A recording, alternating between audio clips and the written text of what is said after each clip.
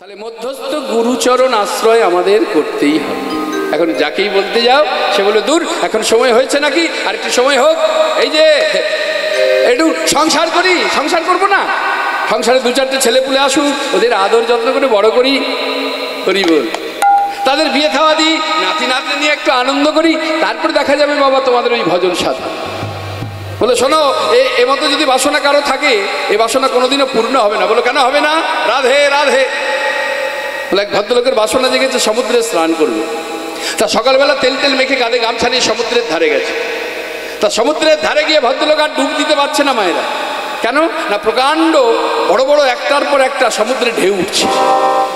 হ্যাঁ, একটার পর একটা ঢেউ উঠছে, আর সেই ঢেউ দেখে ভদ্রলোক চমকে উঠলেন, না না, এই ঢেউয়ের মধ্যে কি ডুব দেওয়া যায়?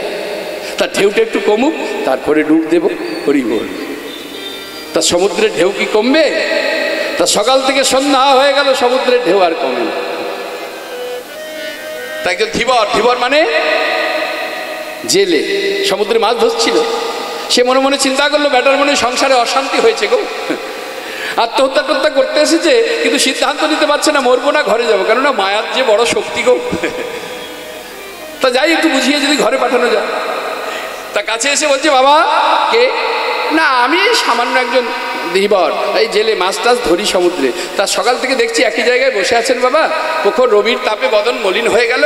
তা বলি, সংসারে কি কোনো অশান্তি হয়েছে নাকি? বলছে, না, আমার সংসারে তো কোনো অশান্তি নেই বাবা। বলো বা, তাহলে কি কারো আসার অপেক্ষা করছেন? বলছে, না, কারো তো আসারও অপেক্ষা করছে না। বলুন, বাহ, এ মজার ব্যাপার, সংসারে অশান্তিও নেই, কারো আসারও অপেক্ষা করছেন না, অথচ সকাল থেকে দেখছি এখানে বসে আছেন। কি মনে করে? বললো, বাবা আমার বাসনা জেগেছে, আমি একটু সমুদ্রে স্নান করব। বললো, আচ্ছা মুশকিল, সমুদ্র তো আপনার কাছেই আছে, তা আপনি ডুব দেন? বলছে, না না, ওই যে কত বড় বড় ঢেউ উঠছে, ঢেউটা একটু কমুক, তারপরে আমি ডুব দেব। ধীবর বলল, শোনো, ওই সমুদ্রের ঢেউ তো কোনোদিন কমবে না, অনাদিকাল হইতে একটার পরে একটা ঢেউ আসিতেই আছে। শোনো বাবা, এ ঢেউ কোনোদিন কমবে না, ডুব দিতে হলে আপনাকে ঢেউয়ের মধ্যেই ডুব দিতে হবে। এটা শুনে আমাদের কি লাভ হলো? বললো, রে কলিহত জীব, তোমার আমার ওই সংসার রূপী ভয়ঙ্কর সমুদ্রে কামনা বাসনা লোভ লালসা মায়ারূপী ঢেউ একটার পর একটা আসতেই থাকবে। এ ঢেউ তোমার কোনোদিনও কমবে না। যদি তোমার ডুব দেওয়ার বাসনা থাকে, তুমি আর দেরি করো না। তাহলে কি করবে? কৃষ্ণ বলে ডুব দিয়ে দাও না, তুমি কৃষ্ণ বলে ডুব দিয়ে দাও না, তুমি কৃষ্ণ বলে ডুব দিয়ে দাও না। হে গোবিন্দ, তোমার হলে বলে কৃষ্ণ বলে ডুব দিয়ে দাও না। গোবিন্দ তোমার হলে বলে কৃষ্ণ বলে ডুব দিয়ে দাও না। তোমার হলে বলে বলে ডুব দিয়ে দাও না। তোমার হলে বলে কৃষ্ণ বলে ডুব দিয়ে দাও না। যে গৌরাঙ্গের নাম লয় তার হয় প্রেম, তারে মুই যাই বলিহারি, বলিহারি। গৌরাঙ্গ নামেতে ঝুরে নিত্য লীলা তার সুরে, সেজন ভজন অধিকার, সেজন ভজন অধিকারী। তুমি ঘরে থাকো আর মঠে থাকো, মঠে থাকো, গৌরাঙ্গ বলি ডাকো, বলি ডাকো, নরোত্তম মাগে তার নরোত্তম মাগে তার সঙ্গ। কিন্তু এটুকু বাবা প্রমাণ হয়ে গেল সংসারে কেন অশান্তি হয়, ঠিক না শুনে না বুঝে মাঝখানে উত্তর দিয়ে ফেলার জন্য। তবে বাবা যখন এসে গেছে আর অশান্তি হবে না। কেন জানো? আমি একটা ঔষধ দিয়ে যাব, যদি ব্যবহার করেন আর সংসারে অশান্তি হবে না। কি করব? দেব না? দেব না? দেব? বলছে, দাও বাবা তাড়াতাড়ি, সংসারে যা অশান্তি। তা ওষুধটা আমি বলে দিই, বিসলেরি কোম্পানি জানেন তো? বিসলারি বিসলেরি না বিসলারি যাই হোক হবে, ওই কোম্পানির জলের বোতল হাফ লিটারের একটা করে কাছে রাখবেন যেন জল থাকে। আর যখনই অশান্তি লাগবে মনে হবে তখনই ওই ছিপিটা খুলে জলটা মুখে নেবেন।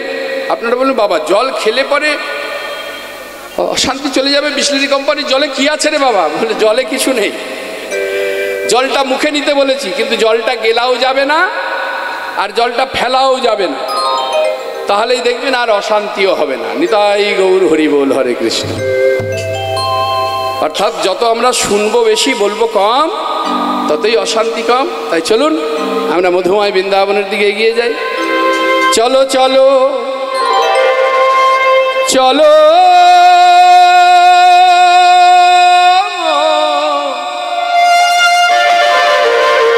করি দর্শন,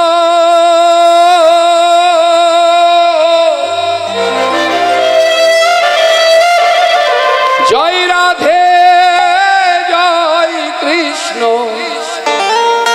জয় বৃন্দাবন। চলো চলো মন করি দর্শন, জয় রাধে জয় কৃষ্ণ, জয় বৃন্দাবন। চলো চলো চলো মন করি দর্শন, জয় রাধে জয় কৃষ্ণ, জয় বৃন্দাবন। কালিন্দী যমুনা জয় দ্বাদশ কানন, কালিন্দী যমুনা জয় দ্বাদশ কানন, কালিন্দী যমুনা জয় দ্বাদশ কানন। জয় জয় গোপী গোপী অষ্ট সখী কালিন্দী যমুনা জয় দ্বাদশ কানন, জয় জয় গোপী গোপী অষ্ট সখী চলো চলো চলো মন করি দর্শন, জয় রাধে জয় কৃষ্ণ, জয় বৃন্দাবন।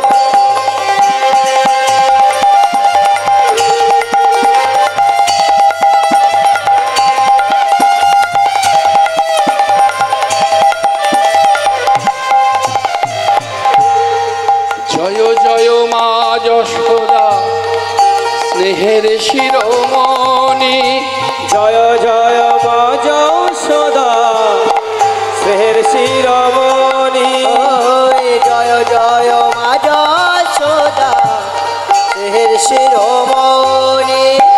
তার কারণে আদর করে খাওয়া তো নবনী। জয় জয় মা যশোদা স্নেহের শিরোমণি, তার কারণে আদর করে খাওয়া তো নবনী। স্নেহ মাখা মাটি অঙ্গে করি বলে পণ, জয় রাধে জয় কৃষ্ণ, জয় বৃন্দাবন। চলো চলো চলো মন করি দর্শন, জয় রাধে জয় কৃষ্ণ, জয় বৃন্দাবন। ও শ্যাম কুণ্ড রাধা কুণ্ড গিরি গোবর্ধন। জয় রাধে জয় কৃষ্ণ, জয় বৃন্দাবন। জয় জয় শ্রী রাধে। বৃন্দাবনে পৌঁছালাম, সবাই মিলে একসঙ্গে বলো বর্ষণবালি কি জয়। বাহ, সবাই মিলে একটু হাতের তালি দিই, সবাই মিলে একটু হাত, না না এইভাবে না, আরে ভैया থোড়া তাল মে। এ তো মনে হচ্ছে কি যেন নেপালগঞ্জ, তাই তো? নেপালগঞ্জের আশেপাশের মাঠে কোনো খেলা হচ্ছে। भैया थोड़ा ताल में, ताले ताले। राधा रानी की जय, महारानी की जय, बोलो बरसन वाली की जय जय जय। राधा रानी की जय, महारानी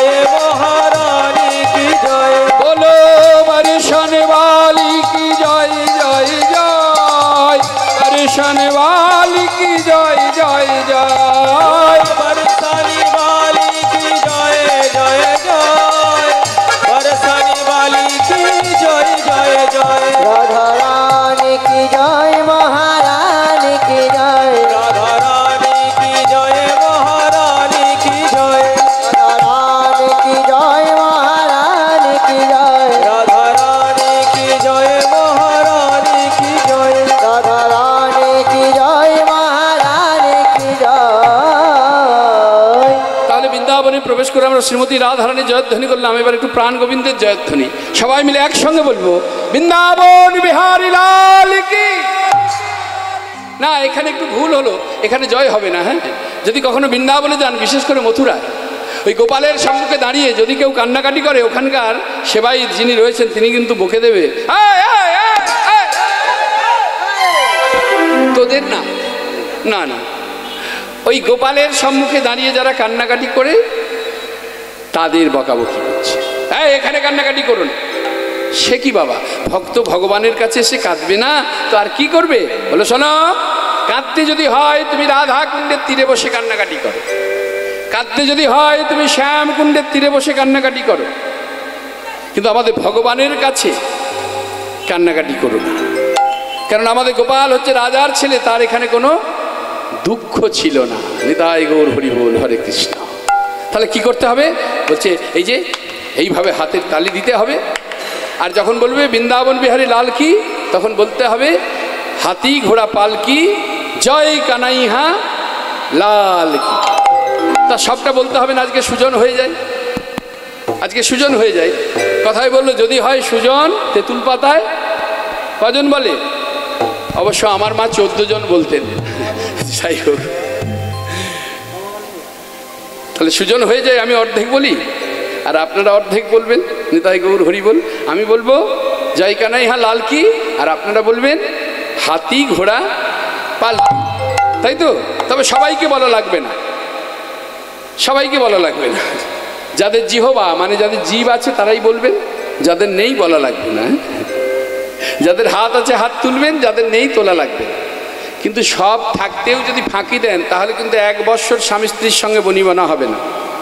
সভা মাঝে বসেছেন, আমি এমনি বললাম, মন থেকে না চাইলে জোর করে কাউকে তো বলানো যায় না, তাই মন থেকে যদি চায় তাহলে আপনারা অতি অবশ্যই বলবেন। আমরা অনেক কথা আজকে আলোচনা করব। আজকে যে লীলার বিষয়বস্তুটা আমরা আস্বাদন করব, এটা বিয়ে বাড়ির ব্যাপার। নিতাই গৌর হরি বল। বিয়ে হবে, সেখানে খাওয়া দাওয়া হবে, তাই সেবা করে হৃদয় ভাণ্ড ভর্তি করে আপনারা প্রেমে পরিপূর্ণ হয়ে ঘরে ফিরবেন। ধৈর্য ধরতে হবে, কেননা ধৈর্য না ধরলে হবে না। কেন যখন খেজুর গাছে হাঁড়ি বাঁধা হয় কি পাবার জন্য? রস পাবার জন্য। কিন্তু ভাঁড় বাঁধার সাথে সাথে যদি কেউ মনে করে যে আমার 1 ভাণ্ড ওই রস চাই, পরিপূর্ণ ভাণ্ড রস চাই, পাবে? সারানিশি কি করতে হবে? সারানিশি অপেক্ষা করে তারপরে সেই রস পাওয়া যায়, তাই তো নাকি? তা সবাই মিলে বলবেন তো? আমি বলবো জয় কানাইয়া লালকে, আপনারা কি বলবেন? তাহলে তৈরি? জয় শ্রী রাধে বলো, জয় কানাইয়া লাল কি। হাতি ঘোড়া পালকে জয় কানাইয়া লাল কি। হাতি ঘোড়া পালকে জয়। বলছে না মনে হচ্ছে। সবাই তো বলছে না। বলছে না? এই বলছে নাকি? সবাই বলছে না। এই তোমরা বাজনাটা একটু বন্ধ করতে, আমি শুনে নিই। বলো জয় কানাইয়া লাল কি। আরে এই তো বলছে, এত ভক্ত যে ও এত ভক্ত বলছে, আওয়াজটা নাকি কম হচ্ছে। একবার উচ্চই স্বরে বলো, জয় কানাইয়া লাল কি। বাবা জয় কানাইয়া লাল কি। হাতি ঘোড়া পালকে বলে জয় কানাইয়া লাল কি। হাতি ঘোড়া পালকে বলে জয় কানাইয়া লাল কি। হাতি ঘোড়া পালকে জয় কানাইয়া লাল কি। হাতি ঘোড়া পালকে জয় কানাইয়া লাল কি। হাতি ঘোড়া পালকে এবার উলুধ্বনি, উলুধ্বনি। গোবিন্দ মেরু হে গোপাল মেরু হে। গোবিন্দ মেরু হে গোপাল মেরু হে গোবিন্দ মেরু হে গোপাল মেরু হে। হে বাকি বিহারী নন্দলাল মেরু হে। হে হে বাকি বিহারী নন্দলাল মেরু হে হে বাকি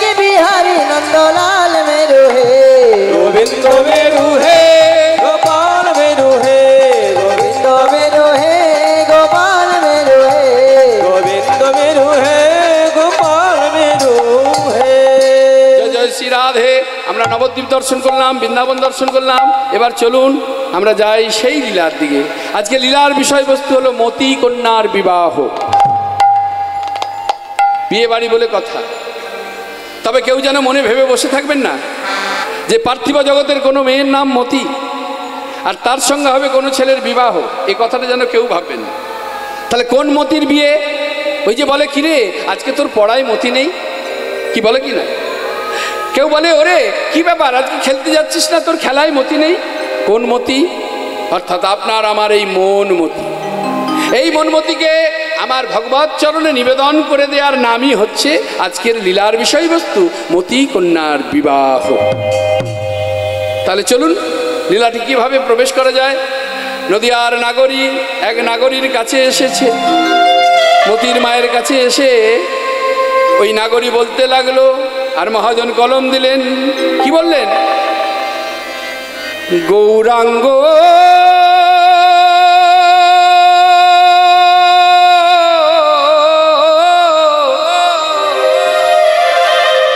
গৌরাঙ্গ প্রেয়সী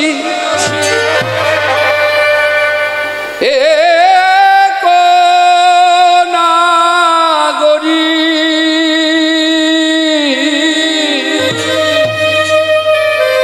নাগরী রে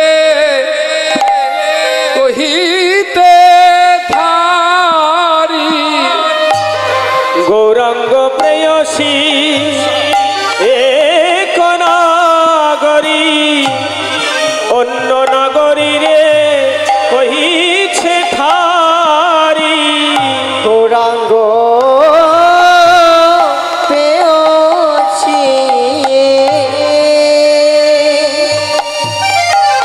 এক নাগরী অন্য নাগরী রে কহিছে থারে। বলে শোন নাগরী, ওরে শোনে নাগরে শোন নাগরী দুটো কথা বলি, শোন নাগরী। দুটো কথা বলে শোনে নাগরে। দুটো কথা বলি শোন নাগরী। তোর অদত্তা তনয়া, তনয়া তনয় মানে হরি বল, তনয় মানে ছেলে, তনয় মানে হচ্ছে ছেলে, আর তনয়া মানে মেয়ে। নদিয়ার নাগরী বলছে, তোর অদত্তা তনয়া থাকিতে ঘরে, বল তোর কেমনে অন্য রুচি হয় রে। ওরে অদত্তা তনয়া থাকিতে ঘরে কেমন অন্ন রচয়ে তোরে। তনয়া থাকিতে ঘরে কেমনে অন্ন রোচয়ে তোরে। তোর কেমন করে অন্নে রুচি হয় রে। তোর কেমন করে অন্নে রুচি হয় রে। কেমন করে অন্নে রুচি হয় রে। তোর এত গুলো মেয়ে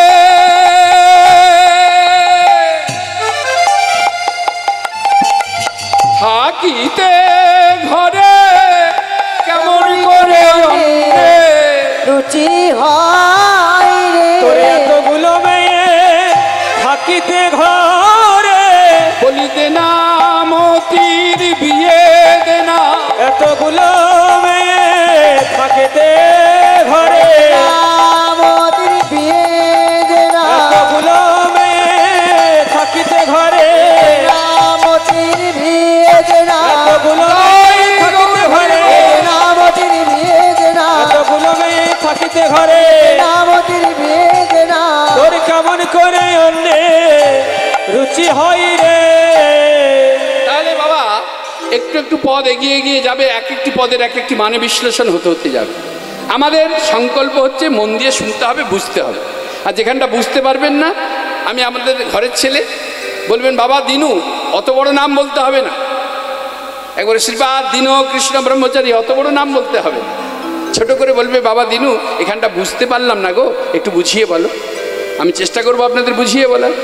তাহলে নদিয়ার নাগরী এসেছে কোথায় এসেছে? মতির মায়ের কাছে। তাহলে এই নদিয়ার নাগরীটিকে না, তিনি হলেন একজন ভক্ত। মতির মাকে এসে বলছে, এই এই মতির মা, হ্যাঁ রে, তোর বাড়িতে এতগুলো বিবাহযোগ্য কন্যা থাকতে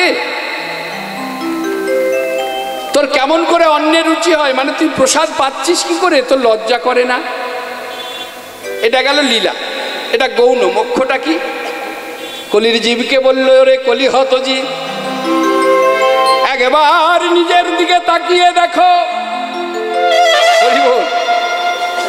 যেদিন মাতৃগর্ভ থেকে এসেছিলাম সেটা ছিল আমার সকাল, আমার আয়ু সূর্য উদয় হয়েছিল।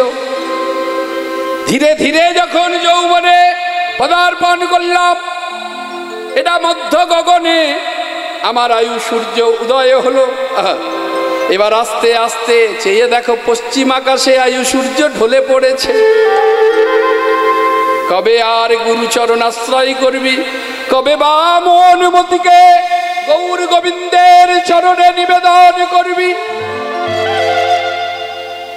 সময় চলিয়া যাচ্ছে, সময় চলে যায় নদীর স্রোতের প্রায়, যে না বোঝে তার জনমের শতধি। অনেক অনেক কিছু বলবে। এই জগৎ সংসারে যারা মায়াবাদী দার্শনিক রয়েছে, পাষণ্ড আপনাকে আমাকে বিপদগামী করতে চায়, পথভ্রষ্ট করতে চাইবে। আপনি নিজেই বুঝতে পারবেন না আমি কোন পথে যাবো রে বাবা। এ বলে এক তো ও বলে এক।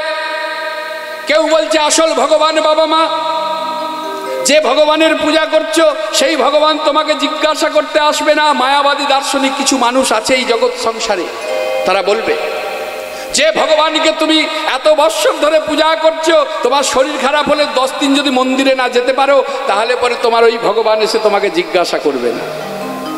কি রে বেটা, এতদিন মন্দিরে যাসনি কেন? কিন্তু বুড়ো বাপটা, সে যতই বয়স হয়ে যাক, সে এসে বলবে, কিরে খোকা, তোর কি হয়েছে? তুই কেন খেতে পাচ্ছিস না? তুই উঠতে পারছিস না? তাহলে আসল ভগবান কে হলো? বললো আসল ভগবান হলো বাবা মা। এটা বলতে যেও না, এটা ভুল হয়ে যাবে। হিন্দু সনাতনী ধর্মের মানুষ হয়ে উত্তর দিতে শিখুন। বাবা মা যদি আসল ভগবান হবে, তাহলে ভগবানের তো সারা পৃথিবী 6 লাভ হয়ে যাবে। নিতাই গৌর হরি বল। ভগবান এক, এক ব্রহ্ম, দ্বিতীয় নাস্তিক, যাকে বিচার করা যায় না, যার জন্ম নেই, যার মৃত্যু নেই, যাকে বিজ্ঞান পরীক্ষা করতে করতে করতে করতে করতে করতে তারাও ক্লান্ত হয়ে গেছে, উৎসস্থল খুঁজে পায়নি। তাই ভগবানকে সাধারণ তুচ্ছ মানবের সঙ্গে তুলনা করুন। ভগবানের পরে ভগবান আমার বাবা মা, এটা আমি বলতেই পারি। নিতাই গৌর হরি, সে আমার বাবা মা। ভগবান ভগবান। এখন পাষণ্ড দার্শনিক মায়াবাদীরা বলবে, এই যে বাবা দীনকৃষ্ণ, তুমি কি ভগবান দেখেছ কি? তা এখন যদি এই ভক্ত সমাজে আমাকে জিজ্ঞাসা করে, বাবা দীনকৃষ্ণ তুমি কি ভগবান দেখেছো? আমি বলবো না, আমি তো ভগবান দেখিনি।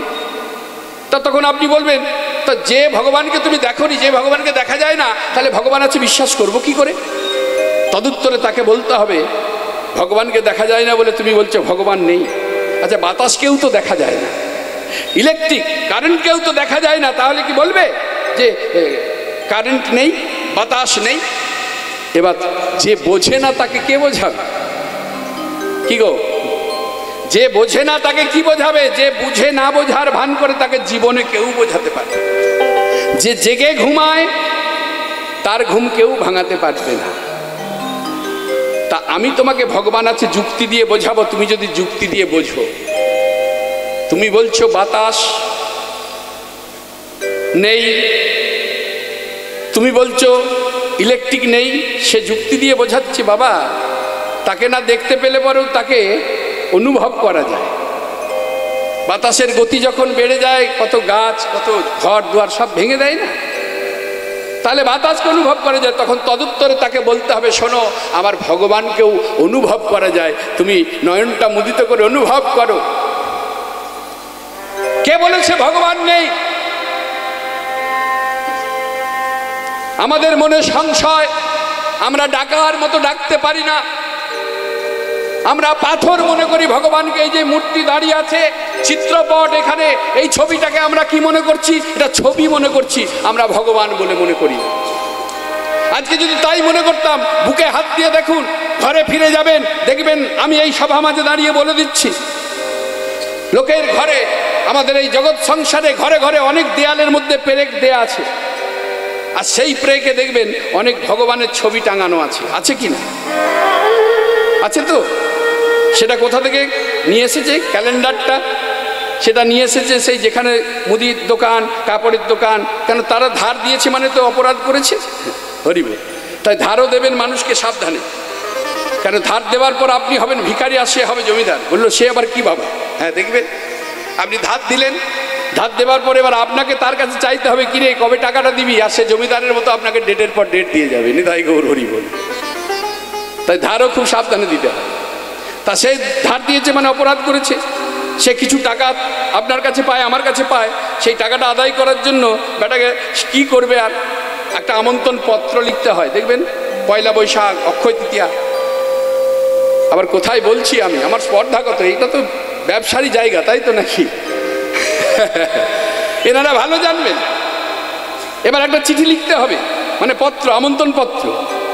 তার বাড়ি পৌঁছালো, আবার তার জন্য একটা মিষ্টির প্যাকেটও করতে হবে, মানে ধার দিয়ে কি অপরাধ করেছি বুঝতে পারছেন। তার জন্য আবার একটা প্রেসে গিয়ে সুন্দর করে ভগবানের ছবি দিয়ে ক্যালেন্ডার তৈরি করতে হবে, মানে বুঝতে পারছেন ধার দেওয়ার কি জ্বালা। এবার যাক, এলো, মিষ্টির প্যাকেটটাও হাতে দেয়া হলো, ক্যালেন্ডারটাও হাতে দেয়া হলো। সে আনন্দ করে, যদি কেউ দিল ঠিক আছে, পরে হবে, দেখা করতে এলাম, আমি তৈরি নয়, নানান কথা বলে দিল। কেননা এক একজন আছি আমরা, যেমন আমি, আমার সঙ্গে এমনই যারা লেনদেন করে, আমাকে যদি কেউ ধার দেয় একবার, হ্যাঁ, আমি ওই যখনই দেখা হবে এই হাত তুলে চলে যাই। সে বেটা আজও বুঝতেই পারলো না হাত তোলার মানেটা কি। বাবা বলে গেল আসছি, না পরে দেব, না দিতে পারবো না, আমি আজও মানেই বুঝতে পারলাম না, মানে সে বুঝতেই পারবে না মানে। তো যাই হোক, যেখানে ছিলাম, এবার ওই যে ঘরে নিয়ে গিয়ে ক্যালেন্ডারটা টাঙিয়ে রাখলো, দেখবেন এই হিন্দু সনাতনী ধর্মের মানুষ হয়ে ভারতের মাটিতে জন্ম নিয়ে ওইটাকে শুধু ছবি মনে করে, ওটাকে ভগবান মনে করে না। ওই টাঙানোই আছে, দেখবেন কেউ কাজ থেকে ফিরে জামা প্যান্টটা খুলে ভগবানের মুখের উপর ঝুলিয়ে দিয়েছে।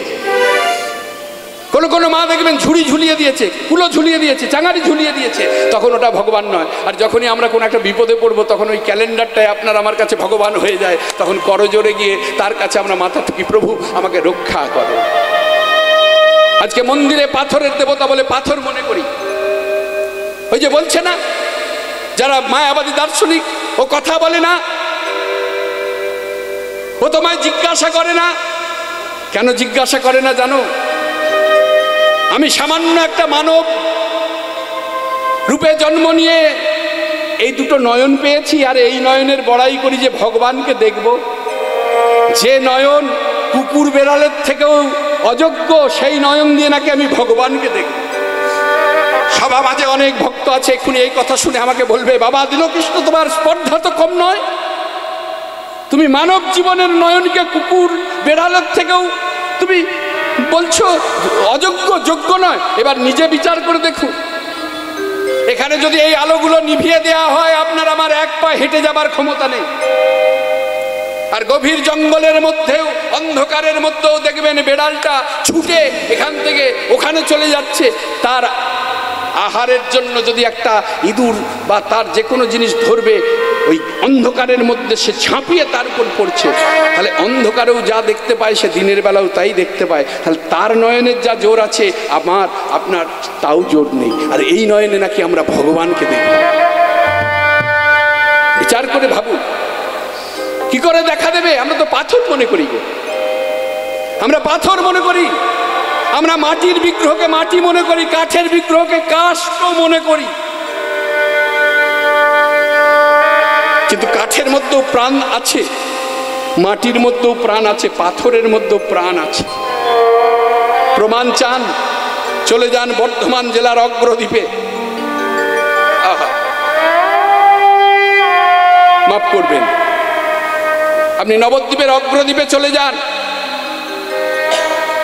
যেখানে ভক্তের লাগি ভগবান পুত্র রূপ ধারণ করে ভক্তের মুখাগ্নি করেছিল,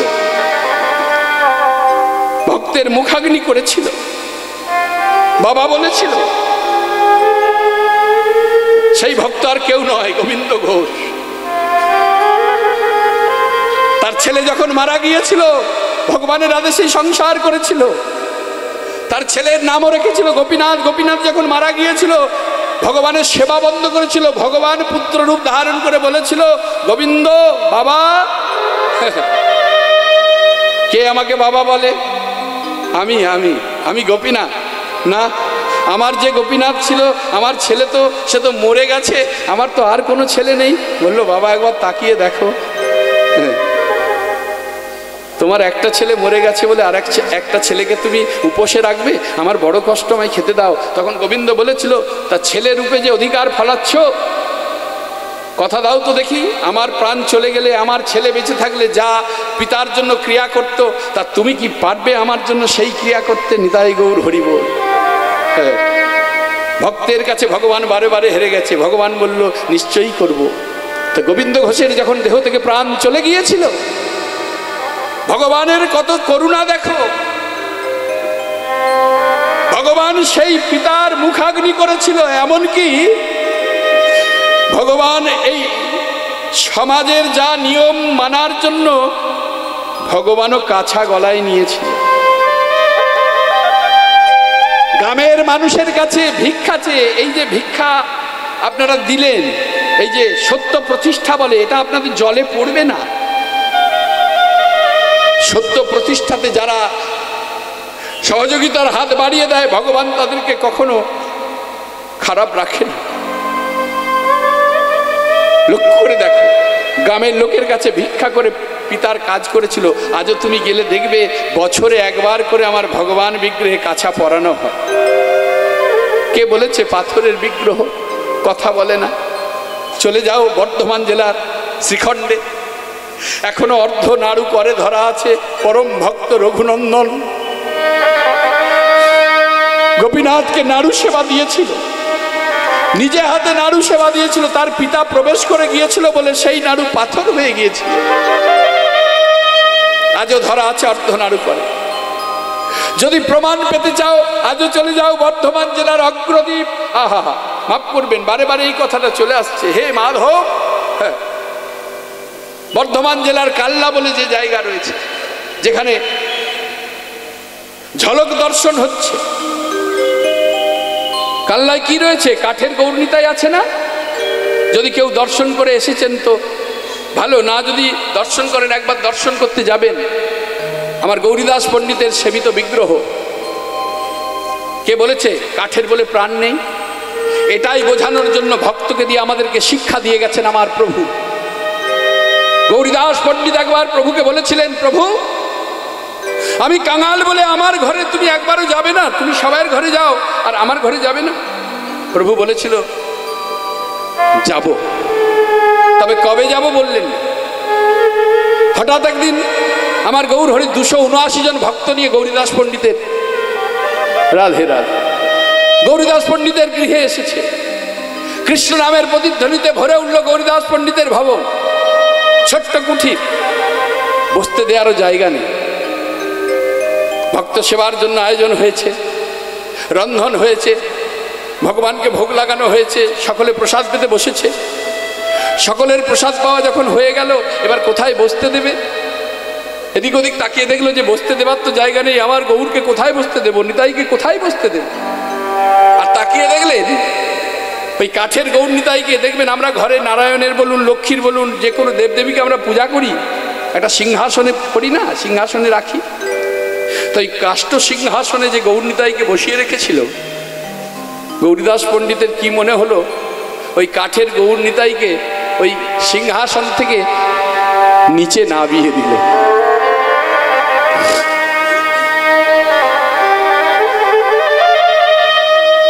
নিচে নামিয়ে দিয়ে নিজের উত্তরিয়ে দিয়ে ওই কাঠের সিংহাসনটা ঝেড়ে এবার ওই কাঠের গৌর নিতাইকে সরিয়ে দিয়ে আমার আসল গৌর নিতাইকে বসার জন্য আহ্বান করল, প্রভু এসো এখানে বসো।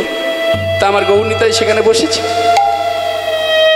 লক্ষ্য করতে পারছেন মা, এই কাঠের গৌরনীতাই যারা এতদিন কোনো কথা বলেনি, এই কাঠের গৌরনীতাই যারা বলেনি আমাদের খিদে পেয়েছে, আমাদের খেতে দাও, আজকে যখন কাঠের সিংহাসন থেকে নামিয়ে দিয়েছে তাদেরকে, ওই সিংহাসনচ্যুত হয়ে ওই কাঠের গৌরাঙ্গ নিত্যানন্দ প্রভুর দুটি নয়ন বেয়ে বাড়ি বরিশন হচ্ছে, দু ভাই কাঁদছে। ভাবতে পারেন, দু ভাই কাঁদছে, আর কেঁদে কেঁদে দু ভাই আলোচনা করে বলছে, ওরে ভাই দেখ, যাদেরকে সেবা করে আজকে যাদের পেল, আজ তাদের কথা ভুলে গেল। হরি বল, একটু অনুভব করুন, সভা মাঝে বসেছেন, কি বলছে? যাদের সেবা করে যাদের পেল তাদেরকে ভুলে গেল। মানে আমাদের সেবা এতদিন করলো, আর যেই গৌরনীতাই কাছে এসেছে আমাদেরকে কাষ্ট মনে করে নামিয়ে দিল। চ ভাই, এই ঘরে আমরা আর থাকবো না, যেদিকে দু চোখ যাবে আমরা সেদিকে চলে যাব। একটু অনুভব করুন। তখন ওই গৌরনীতাই কি করলো? গৌরীদাস পণ্ডিতের ওই গৃহ ছেড়ে দু ভাই চলে যাচ্ছে। গৌরীদাসের কোনো হুঁশ নেই, আমার গৌর হরির সেবাতে নিয়োজিত হয়েছে। আমার গৌর হরি গৌরীদাসকে বলল, গৌরীদাসকে বলছে, গৌরী, হ্যাঁ প্রভু, ওরা দু ভাই যে চলে যাচ্ছে তুমি কিছু বলবে না? কারা দু ভাই প্রভু? আরে কারা দু ভাই? একবার তাকিয়ে দেখো কারা চলে যাচ্ছে। তখন গৌরীদাস পণ্ডিত তাকিয়ে দেখছে, তার সেবিত বিগ্রহ, তারা অচল বিগ্রহ আজকে সচল হয়ে তার কুঠির ছেড়ে চলে যাচ্ছে। অচল বিগ্রহ সচল হয়ে তার কুঠির ছেড়ে চলে যাচ্ছে। ভাবতে পারেন এই দৃশ্যটা কেমন হবে? আপনি যাকে নিত্যদিন সেবা দেন, নিত্যদিন যার চরণে দুফোঁটা চোখের জল দেন, কেউ মালা গাচ্ছে, কেউ চন্দন দিচ্ছে, কেউ সেবা দিচ্ছে। আচ্ছা বলুন তো, আপনার গৃহ থেকে যদি সেই আরাধ্য দেবতা ছেড়ে চলে যায় তার হৃদয়টা কেমন হবে? কোনো দিকে না তাকিয়ে ছুটতে ছুটতে গিয়ে আছাড় খেয়ে পড়লো ওই গৌরনীতায়ের চরণে। যেও না, যেও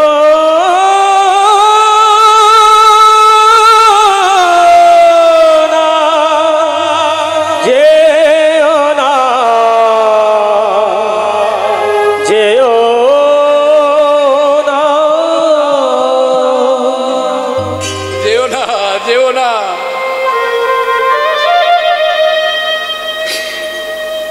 তোমরা যদি চলে যাও আমি কি নিয়ে থাকবো গো, বলতে পারো? ওরা তো কয়েক ঘন্টার অতিথি, ওরা কিছুক্ষণ পর চলে যাবে, কিন্তু তোমরা যদি ছেড়ে চলে যাও আমি কি নিয়ে থাকবো? আমার গৌর হরি গিয়ে গৌরীদাসের মাথায় হাত দিয়েছে, গৌরী, ওরা কোথাও যাবে না, তোমার কাছেই থাকবে।